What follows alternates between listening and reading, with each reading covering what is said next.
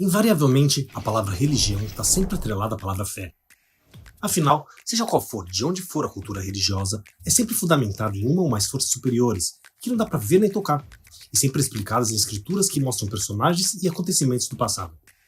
Portanto, para você crer em algo, você precisa literalmente crer nesse algo. Ou seja, sem fé não há religião. Essa é a regra, certo? Na verdade, para o cristianismo nem tanto.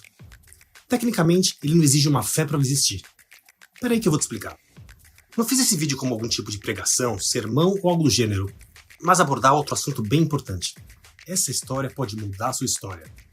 É isso que diz o livro Mais Que um Carpinteiro, de Josh e Sean McDowell. Tive o prazer de ler ele recentemente, mas não é um título novo, aliás, bem pelo contrário, é de 1976, e desde lá virou um best-seller no mundo, e traduzido em mais de 100 idiomas. Em uma reunião na universidade, o autor Josh McDowell, professor universitário e agnóstico, se envolveu em uma conversa com outros colegas cristãos e prometeu a eles que faria uma busca e provaria como os documentos históricos que existem sobre Jesus e sua ressurreição eram frágeis e não tinham como ter certeza da veracidade desses acontecimentos. Passaram-se meses pesquisando em bibliotecas nos Estados Unidos e Europa e finalmente conseguiu chegar a uma conclusão, mas o oposto do que motivou no começo. Os documentos que faziam parte do Antigo e do Novo Testamento bíblico eram os mais confiáveis da história antiga. E essa descoberta é tão inquestionável que gerou um grande impacto. Foi o suficiente para fazer ele, agnóstico e crítico da fé, passar a crer em Cristo. Fica aqui comigo, dividi o livro em 3 partes, 3 motivos de por que crer em Cristo não exige fé. Principalmente se você não leu esse livro, confie em mim, vai ser importante para você. E repasso a mesma mensagem, a história desse vídeo pode mudar a sua história.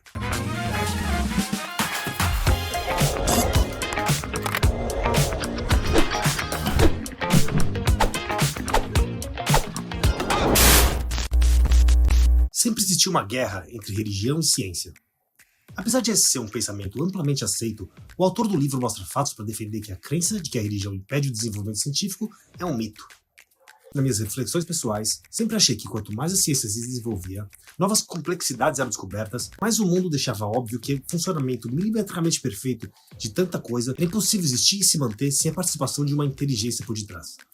Como disse ninguém menos que Albert Einstein, é impossível que o mundo exista sem uma força superior que o controle. Quanto mais as descobertas científicas avançam, mais se torna nítido como é impossível que Deus não exista.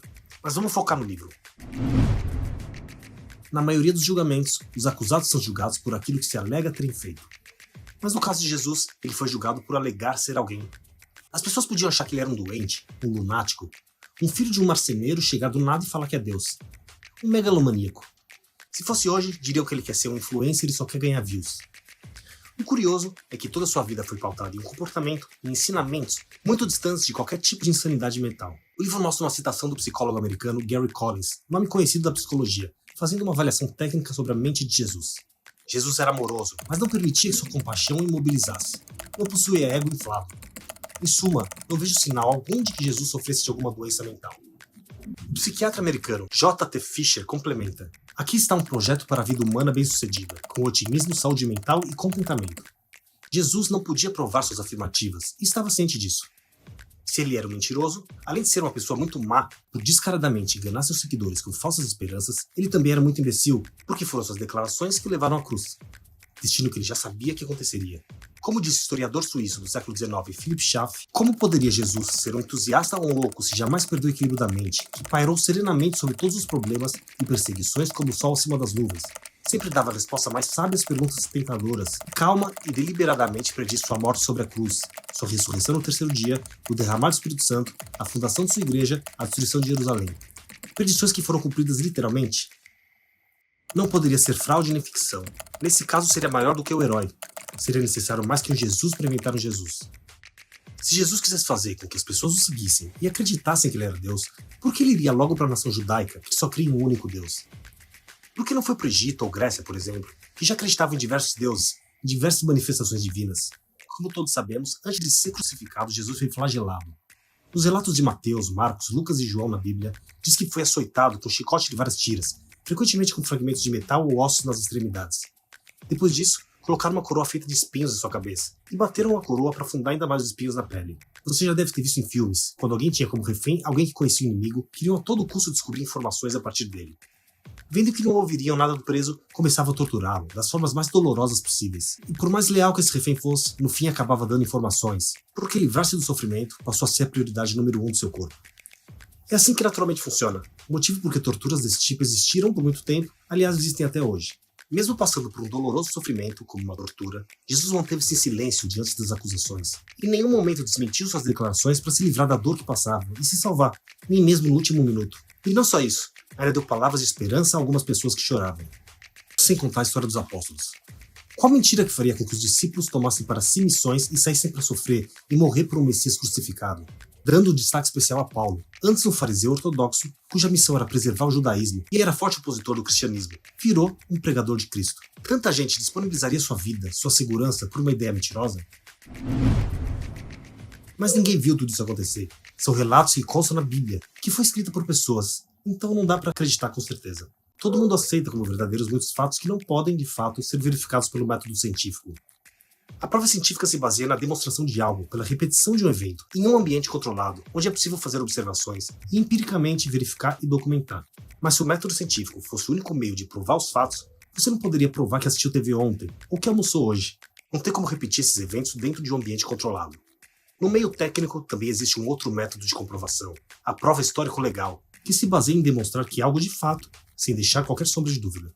Essa prova depende de 3 tipos de testemunho.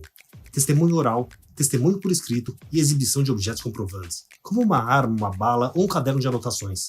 Usando o exemplo que comentei, o uso do método histórico-legal para determinar os fatos possibilita a comprovação, sem sombra de dúvidas, que você almoçou hoje.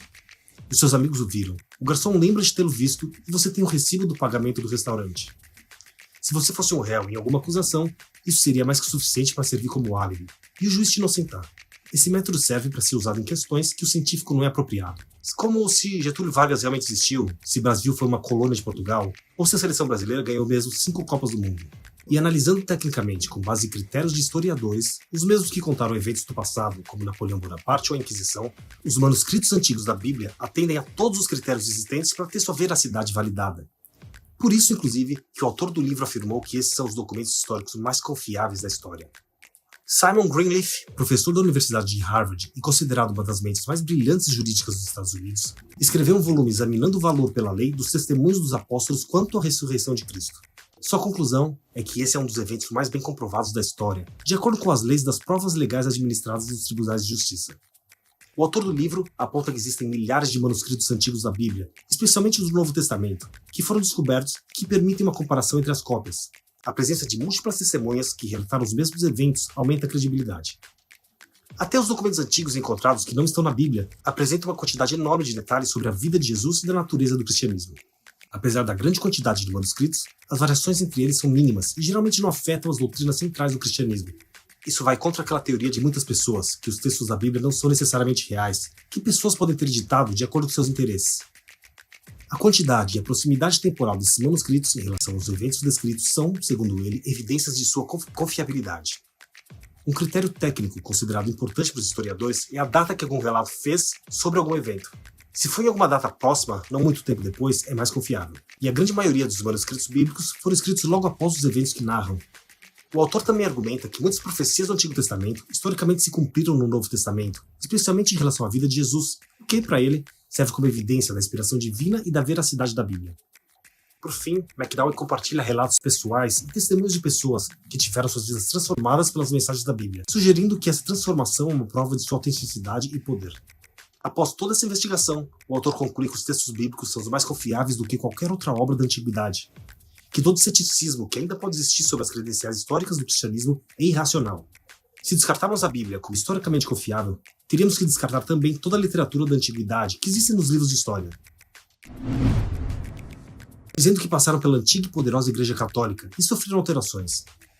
Essa acusação até pode fazer sentido, mas além dos milhares de manuscritos antigos encontrados pela arqueologia e que confirmam os relatos da Bíblia, o principal questionamento é: por que a Igreja Católica antiga e os reis fortemente católicos faziam exatamente o contrário do que Jesus Cristo ensinou? Não tinham editado o texto?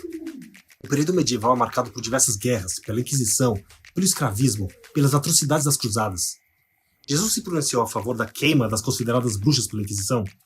Encorajou seus seguidores a torturar hereges? Claro que não. Jesus disse o contrário. para amarmos nossos inimigos, para estender a mão aos marginalizados pela sociedade e para dar vida pelo próximo. Isso além de alguns outros detalhes. Por exemplo, Galileu Galilei, que foi perseguido e condenado no século XVII pela Inquisição, porque afirmava que a Terra era redonda.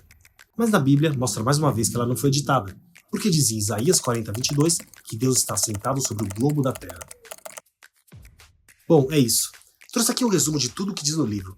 Aconselho você ler ele, de verdade é excelente. Relembrando Muito Mais Que um Carpinteiro, de Josh e Sean McDowell. Se você assistiu até aqui, imagino que tenha gostado. Fazer todo esse resumo, roteirizar, gravar e editar deu um trabalho. Consegue deixar seu like como troca? Peço também para compartilhar ele com mais gente, é um assunto bem bacana.